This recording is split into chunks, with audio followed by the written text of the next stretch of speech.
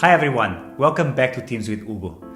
Today we are almost reaching the end of the video series Building Teams at Last, and we have such an exciting topic for you. It's about building high learning and innovative teams, so on how to create practices of innovation and learning to build teams that last.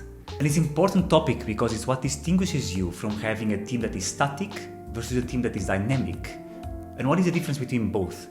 A static team is fixed on the same ideas and beliefs. It does not challenge the status quo, doesn't challenge assumptions, and has normally one type of learning, which is a more task-related content learning, such as acquiring new info or new skills related to the role. However, and dynamic teams challenge each other, and they are different because they are active, they are energetic, capable of action and change.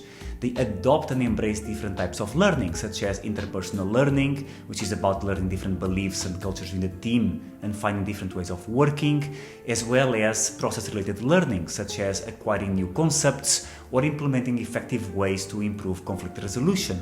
That's why the difference of static and dynamic teams can make quite a difference on contributing to the organization and to the team in general. I had the luck to be in a high learning environment with dynamic teams, as well as in a more routine type of work-driven environment with static teams early in my career. Speaking of static teams, this was one of my first experiences while still at university, where I had a summer internship at a consulting firm. It was a very simple role over the summer where we had to crunch numbers and processes for a customer. It's needless to say that the processes, structure, and even the type of learning was defined for us, for the team and for myself, quite upfront. So there was no space to assess the work together, there was no space for learning beyond anything that was acquiring new information to perform our role, and there was also no space for brainstorming new ways of delivering value to the customer and to the company. Of course, by the end of the internship, it was clear to me that to run successful teams and to run teams that last, you need to focus on this high dynamic environment. By the end of the internship, I did feel that my contribution to the company and to the customer was not as high as it could have been if I had a different kind of learning environment and innovation up front. So that's why it's very important to keep this in mind for whatever company to last and to have teams that last. Having this environment of learning and innovation can make quite a difference. And static teams will still deliver the work, but was not as efficient and propelling that would make me stay in the company afterwards. On the upside, I did have the chance to learn from a very high learning and high innovation environment. You might have heard in another videos that I work with Isaac, the largest youth-run organization. And it is a high learning environment by default, mostly because it runs elections every year. So on a yearly basis, all the leadership at all levels changes. So when you start a new role, you have to learn as quickly as possible all types of learning in order not just to get used to your role, but also to have an impact in the same year. One of the best experiences I've had in this case was the last team I had a chance to lead in Isaac, which was the Isaac Global team, where we had to create, and with the support of the organization of all the countries and territories, we had to create a new organizational vision and long-term strategy. 10 years ago, things like the business model canvas and other design thinking was just starting. And we were very excited to embrace and embody those kind of learnings in order to evolve the organization. So we learned about Blue Ocean Canvas and Blue Ocean strategy in order to learn a new concept of how to create our own market. Or we introduced the BHAG, Big Hairy Audacious Goals that Jim Collins talked about in order to have an ambition that drives the organization forward. And very exciting was actually to train, practice, coach and be coach everyone on the team and even like the sub-layer of management of the organization in order, for example, to build products and programs with a business model canvas, which was very unusual at the time. So embracing rapid learning and innovation from very early on can bring extraordinary results to the organization and also to the team. So these and subsequent experience I had in leading teams in India, Belgium and the Netherlands and moving startups to scale-ups made me understand the importance of keeping these high learning and high innovative environments. And I start to realize that there are patterns in building this. And there were specifically 5 partners that I realized if they are in place, the chances of having a high learning and high innovative team, it will be almost certain that you will be able to build that. It's also important to understand that having this high learning index and innovative environment is important, mostly because of the team. Because people join a team or a company for what they can do, but they stay for what they can be or become. And having this continuous learning and innovative environment has higher chances of making that so.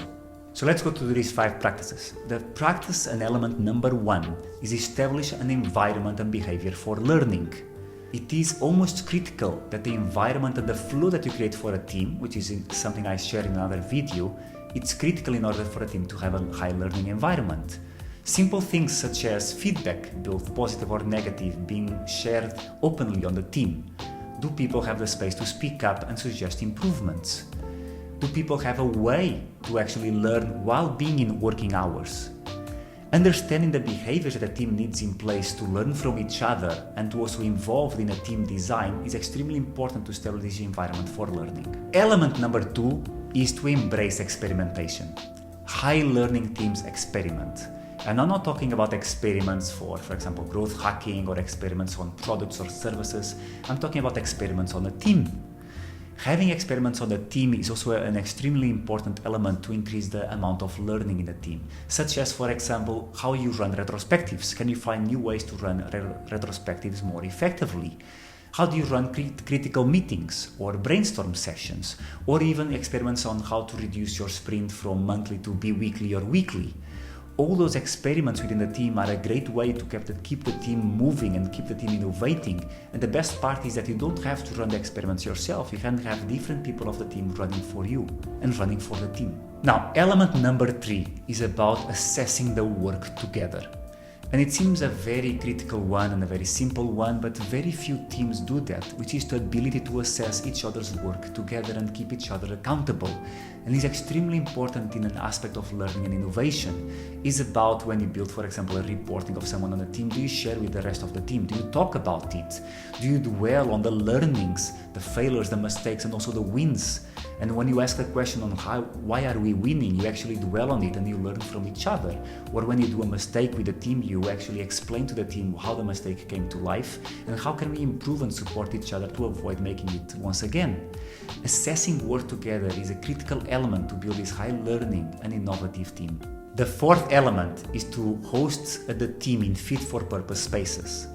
Spaces are extremely important because different spaces have different energy and different memories.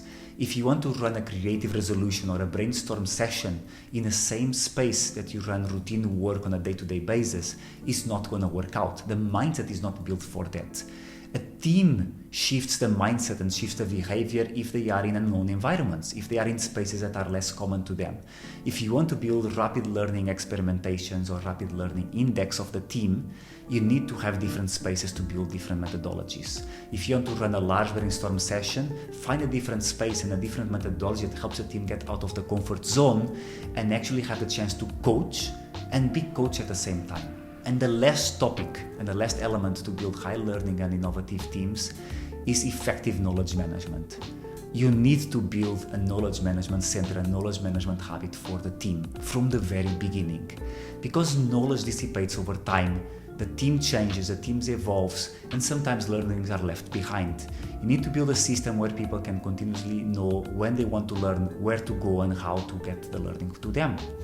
You also have to understand that most of the teams, it's a bi-function on how they work with each other on this aspect of learning.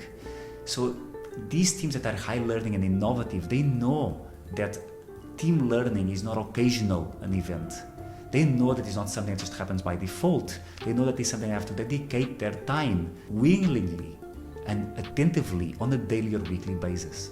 And that's how you build effective knowledge management, by being embraced in the culture of the team. So let's recap all the elements for building a high learning and innovative team. Element number 1 is about building an environment and flow for the team to learn at all times. Element number 2 is about embracing experimentation on a team level and having different people run the experiments. Element number 3 is about assessing work together and learning from each other together. Element number 4 is about hosting the team in fit-for-purpose spaces. And the last one is about building effective knowledge management. Those are the 5 learnings. I hope you enjoyed this video and that you can build a high learning and innovative team. As always, feel free to comment below. Follow me on the social media channels. You can visit teamswithhugo.com for more resources. And of course, feel free to always reach out to me. Ciao and obrigado.